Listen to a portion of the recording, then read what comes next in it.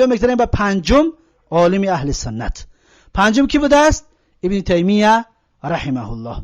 سال 728 هجری وفات کرده است. بیایید برادران گوش می اندازیم ابو تکفیری رو. ای ابو تکفیری، شیخ الاسلام ابن تیمیه کی است؟ این کافر است. این سبحان الله در ملت ابراهیم علیه السلام نیست. این موحد نیست. این توحیدش صحیح نیست. این کفر به طاغوت ندارد. الله المستعان، الله المستعان. دیدید برادران؟ شنیدید برادران؟ این چقدر جاهل است، این چقدر گمراه است. شیخ الاسلام ابن تیمیه را میگد که کفر به طاغوت نداشت. شیخ الاسلام ابن تیمیه را کافر اعلان میکند. برای چی؟ سببش در چی است؟ شیخ الاسلام ابن تیمیه در کتاب مجموع الفتاوا جلد 12 صفحه 523 و 524 بیان میکند. جای خط کشیدگی را دیدید؟ اینجا را دقت بدید. اینجا را بیان میکنه، میگه فانه لا يحكم بكفره حتى تقوم عليه الحجه التي من خالفها كفره. دیدید؟ شنیدید؟ میگوید که فانه لا يحكم بكفره.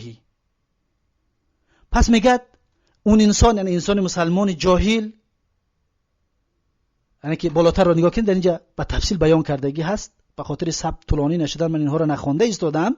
میگه که هر کسی که ایمان به الله دارد و ایمان به پیامبر دارد مطلقاً و بعضی مسائل علمی برای اون رسیدگی نیست، مثلا شرک بعضی مسئله هاش نمیداند، مسئله کفر بعضی کلمات کفری را نمیشناسد، بعضی الفاظ اعتقاد کفری را نمیداند و پس در اون کفر میگه، در اون شرک انسان میافتد. میگه شیخ الاسلام ابن تیمیه میگه فانه لا يحكم بكفره. پس این انسان رو میگه حکم به کفر نمی کنیم. تا کی حکم به کفر نمی کنیم؟ حتی تقوم علیه الحجه، تا اینکه بر اون حجت قایم شود. ابلاغ حجت، این اعتقاد ما اهل سنت است. ما از اول همین ادعا رو داریم. 1400 سال شد ما اهل سنت و الجماعت همین ادعا رو داریم که ابلاغ حجت. ای ابو تکفیری ها، ای تکفیری ها، ای پیروان ذو خویسره، شما بیایید این عالم ها رو تکفیر نکنید، مردم مسلمان جاهل رو تکفیر نکنید. اما شما این دعوای ما رو یا این آواز ما رو نمیشنوید، زیرا اینکه شما قصدون تکفیر کردن مسلمان هاست.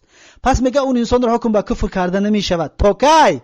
حتی تقوم علیه الحجه، تا زمانی که بر این انسان حجت قایم شود. التي من خالفها کفره، حجتی که هر کسی که اون حجت رو مخالفت کند کافر می شود. دیدید؟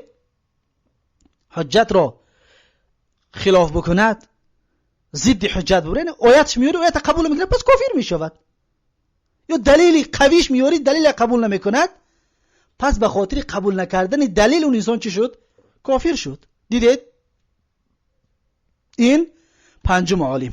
و همچنین شیخ الاسلام میگه والخطأ و النسیان مرفوعان عن هذه الامه. و خطا و فراموشی میگه، انسان خطاان یا فراموشن در یک چیز میافتد، مرفوعان عن هذه الامه، برداشته شده از این امت است، نوشته نمیشود گناهش.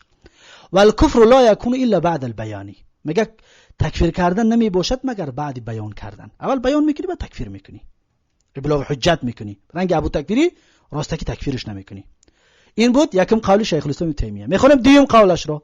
و قال ایضا، و همچنین میگه شیخ الاسلام ابن تیمیه رحمه الله در مجموع الفتاوا جلد 12 صفحه 501 گفتگی است که فلیس لاحد ان یکفر احدا من المسلمین، یعنی که یگان کس حق ندارد که یکی از مسلمان ها را تکفیر کند، یگان کس حق ندارد.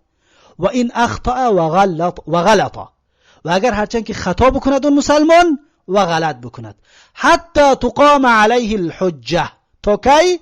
تا زمانی که بر اون حجت قایم کرده شود، ابلاغ حجت.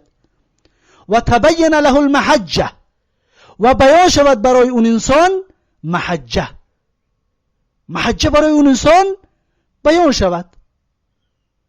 و من ثبت ایمانه بیقین، و هر انسانی را که ایمانش به یقین ثابت باشد، لم یزل ذلك عنه بالشک، یعنی این ایمان از اون انسان دور کرده نمیشود به شک. به شک ما ایمان این انسان رو دور نمیکنیم از این، یعنی کافر رو کمش نمیکنیم.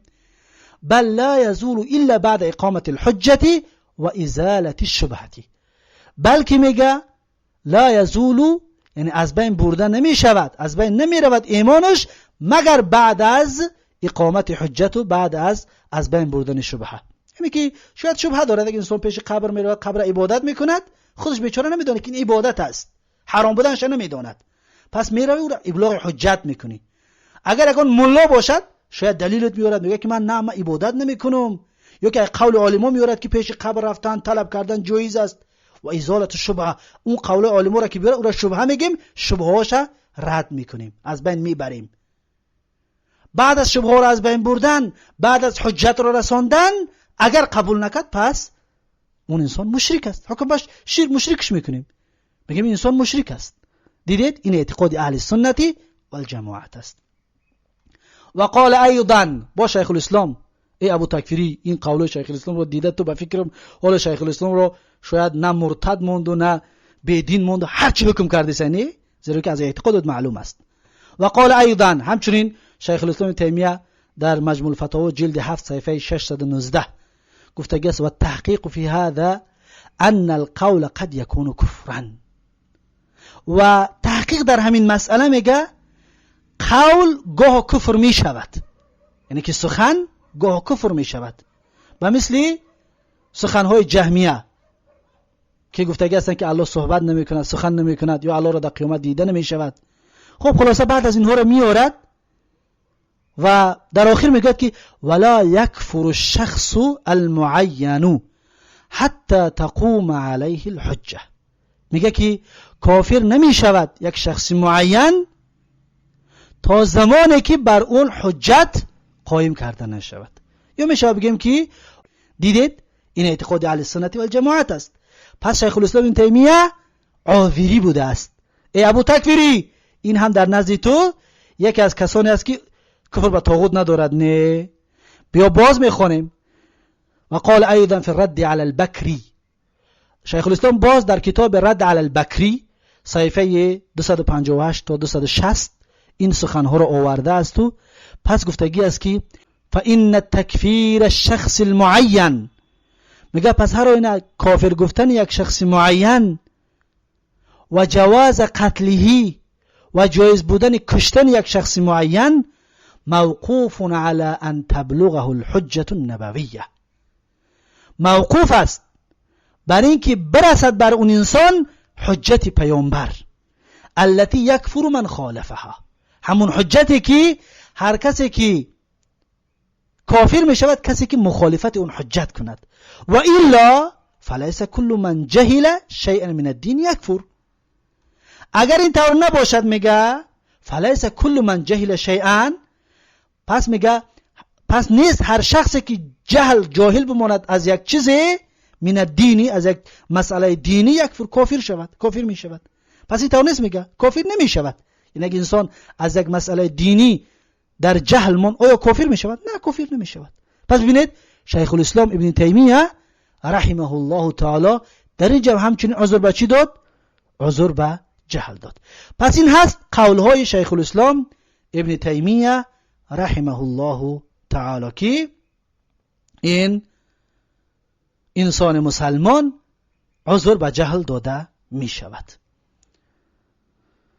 و در دوام صحبت‌های شیخ الاسلام ابن تیمیه باز میگوید که وکلاهما کفرون، یعنی که کسی که قدرت الله را انکار بکند یا کسی که بگوید که دیگر بعد از مردن دیگر زنده شدن نیست. اصلا این حدیث را میارد که اون کسی که فرزندانش را امر کرد برای علاو سر دادنش و به خاکسترش پاش کردن تا اینکه دیگر زنده گردانده نشود، زیرا اینکه عذاب الهی دا گرفتار می شود. پس میگه همین انسان در دو کفریات افتیدگی است. یکم که قدرت الله را انکار کرد یا که باور نداشت یا شک در قدرت الله داشت. دوم با زنده گردانیدن بعد از میرانیدن شک داشت. پس میگه وکلاهما کفرون، هر ده همین مسئله میگه کفر است. یعنی که قدرت الله را کسی شک نده قدرت الله کفر است، یا بعد مردن زنده شدن کسی شک نده کفر است. لكن كان جاهلا، میگه این انسان جاهل بود. لم يتبين له الحق بيانا يكفو بمخالفته فغفر الله له. یعنی که میگه به اون انسان حق رسیدگی آشکار و بیان شدگی نبود، بیانی که کافر میشود به سبب مخالفت کردنش، انا همین طور حق میگه برای اون واضح شدگی نبود، یعنی جاهل بود. فغفر الله له، پس انا همین انسان الله بخشیدش. دیدید شیخ الاسلام ابن تیمیه رحمه الله تعالی عذر به جهل داده ایستاده است، اما ابو تکفیری عذر به جهل نمیدهد، از جهل و نادانی و بیسوادی. پس دیدید شیخ الاسلام ابن تیمیه رحمه الله تعالی اعتقاد اهل سنت و الجماعت رو بیان کرد. پس با این قدر اعتقادی که شیخ الاسلام بیان کرد، در نزد ابو تکفیری، در نزد این داعشی، در نزد این ابو جاهل، شیخ الاسلام یکی از کسانی است که اعتقاد درست و سالم ندارد. خب این بود پنجم عالم. بیایم